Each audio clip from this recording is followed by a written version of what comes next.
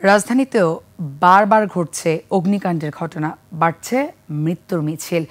Mirpur রূপনগরের chemical গোডাউনে আগুনে মালিকদের কেমিক্যাল সেফটি সম্পর্কে অভিজ্ঞতাকে দুষছেন বিশেষজ্ঞরা। এছাড়াও রাজউক ও সিটি কর্পোরেশনের দায়িত্বহীনতা নিয়েও প্রশ্ন তুলেছেন তারা। খোরশেদ আলীর রিপোর্ট।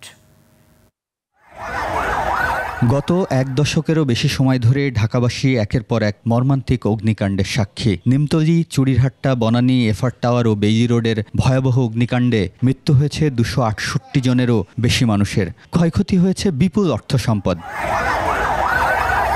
মঙ্গলবার মিরপুরের শিয়ালবাড়িতে কেমিক্যাল গোডাউনে আগুনের কারণ হিসেবে কেমিক্যাল বিশেষজ্ঞরা বলছেন, কেমিক্যাল এনভায়রনমেন্টে যদি কোনো ফায়ার হয়, নর্মালি অর্ডিনারি ফায়ারের থেকে এটার আসলে ভয়াবহতা বেশি হয়, কারণ কেমিক্যাল রিয়াকশানে আপনার তাপ উৎপন্ন হয়।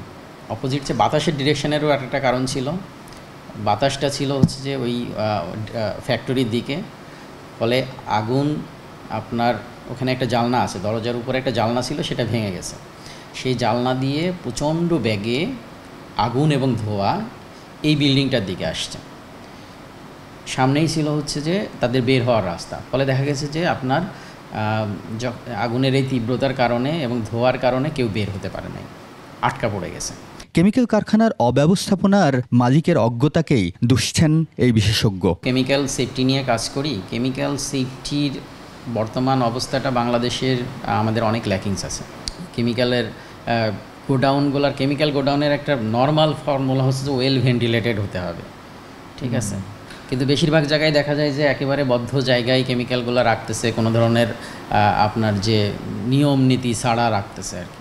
ভবন অনুমোদনে রাজধানী উন্নয়ন কর্তৃপক্ষের পেশাদারিত্ব ও সিটি কর্পোরেশনের ভঙ্গুর নজরদারিকেও দুষছেন বিশেষজ্ঞরা। রাজুকের কিন্তু এই একটা মনিটরিং যে কার্যক্রম থাকার কথা, অর্থাৎ যে বিল্ডিং যে কাজের কথা বলে অনুমোদন নিয়েছে সেই কাজ তারা করছে কিনা, নাকি এর বাইরে অন্য কোনো কাজ করছে, এটা কিন্তু রাজুকের মনিটরিং করার কথা।